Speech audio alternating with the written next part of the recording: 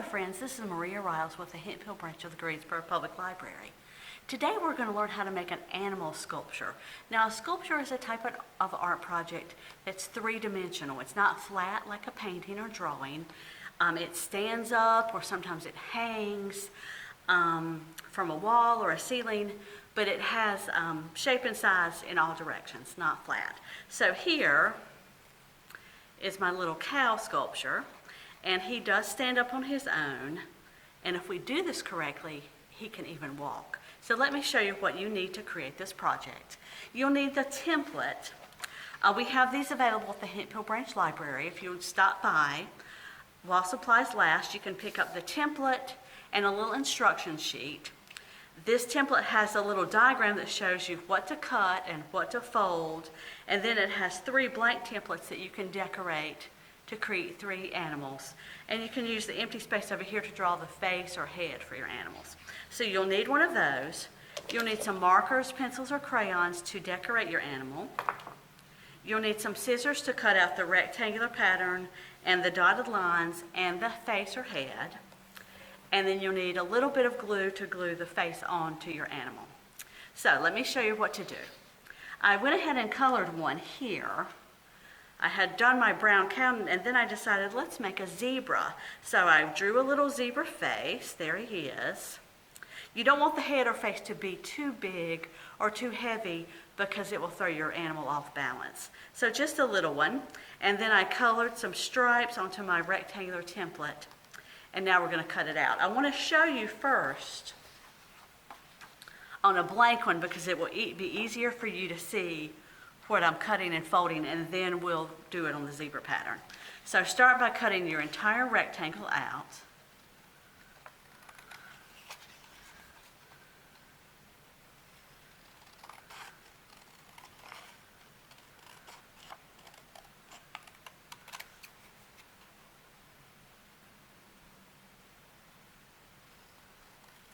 All along the outside edges.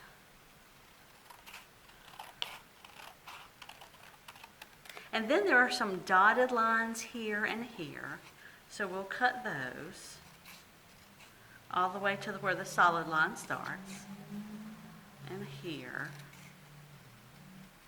and then we'll flip around and cut the same on the other side.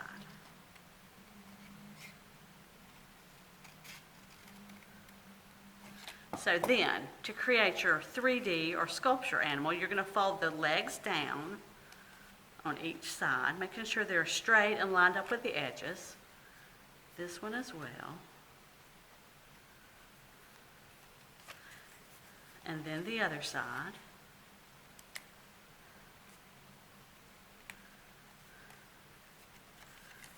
Folding straight down. So there, our animal will stand up, and you're left with 2 pieces. One will be the neck of your animal, and the other will be the tail. We're going to fold both of those up. And you'll see later why those are important. Now, if you have drawn a separate little face, you can glue that at the top of the neck. If you don't want to draw anything, you can just fold that over a little bit to make a head like that. So that's the basic idea. Let me show you one more time on the zebra print animal. Again, cutting along the big rectangle.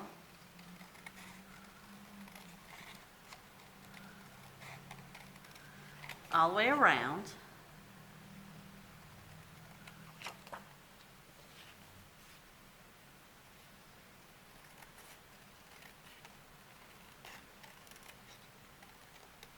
And cutting on those lines to form the legs on each side.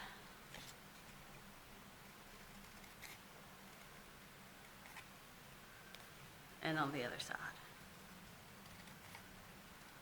Now your drawing or coloring can be as simple or sophisticated and fancy as you like it. Mine's not too sophisticated, it's fairly simple. But we're going to fold those legs just like we did on our blank one. So they're going straight down, as straight as you can make them.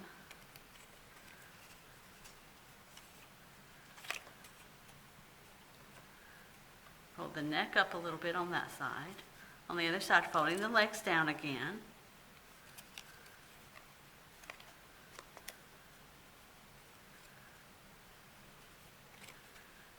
And the tail up. So I do want to use my zebra face, so I'm just going to put a little bit of glue on the back of the neck.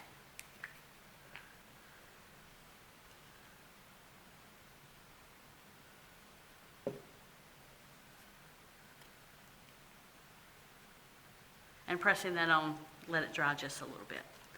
Now, he will stand up, but we want him to walk. And that part is a little bit tricky. That's where our art project becomes more like science. So let's look at the cow one more time so that you can see what I did. After I had finished decorating my cow and gluing him together, I went back to his feet and I cut those at a little bit of an angle. I'm making a little bit of a point, but not too sharp. Same thing on the other side, so that when we are ready to make our animal walk, he's going to be sort of like a rocking chair, and he'll rock back and forth on those angled feet, and as he does, he'll move forward. If we're lucky, he'll do it without my hands helping him along. But I did several of these as I was practicing, and I learned a few things that you will want to think about. You don't want to make a real sharp angle. So let me show you here on this blank one. If I make a really pointed angle, so do you see how the outside is much higher than the inside? And I did that to all 4 feet. That would not be great because our animal is more likely to just lean over and fall over instead of walking.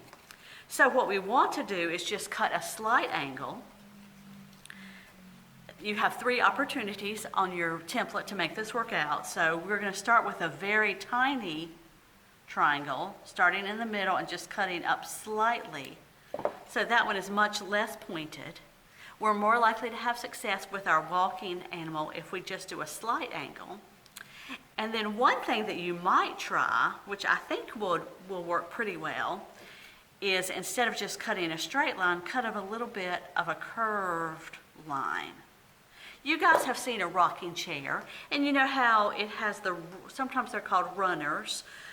It's at the bottom of the straight legs, you'll have a curved piece, and that's how the rocking chair moves, is it rocks from one side to the other on that curved piece. So I'm thinking you could try that on your animal and see how that works.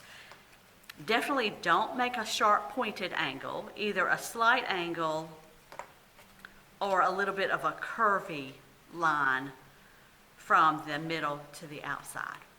So give this a try. I'll pick up a template and experiment with some different types of cuts. You might move your head higher or lower, your tail higher or lower. And hold on just a minute, we're going to see if my zebra will walk. So stay tuned. Okay friends, now we're ready to see if our zebra will walk. We're going to use some science principles as we turn our art project into a science experiment. The first one is gravity. You can see that I've built a ramp with some books, a stack of books, and a piece of cardboard.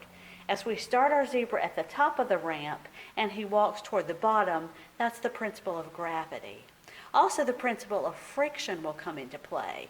I've just used a piece of cardboard like we have lots of at the library. You don't want your ramp to be anything that's too bumpy or rough because your animal won't move at all. There will be too much friction. But you also don't want to use something that's very, very slippery because your animal will just slide down to the bottom instead of walking. Instead of the walking motion, there won't be enough friction to slow your animal down. So we're going to give this a try and see what happens. I went ahead and cut the 4 feet of the zebra at that sort of curved angle, and we're going to give this a try. Now, don't be frustrated if you try this at home and your animal doesn't walk correctly the first time. If he falls over or he just stands there, that's okay because this is the experiment part. So if your animal doesn't work, try making your ramp a little bit higher or lower. Adjust the number of books or whatever you're using for the higher point.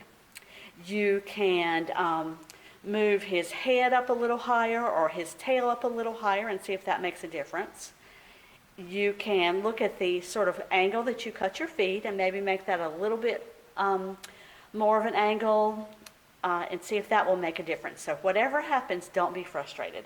I've tried it a few times and I think our zebra will work. So let's see what happens. We're putting him at the top and there he goes. His feet are angled and he is walking down our ramp. So that worked out pretty well. I hope you'll stop by the Hemp Hill Branch Library and pick up the template and give this project a try yourself. Thank you for joining us.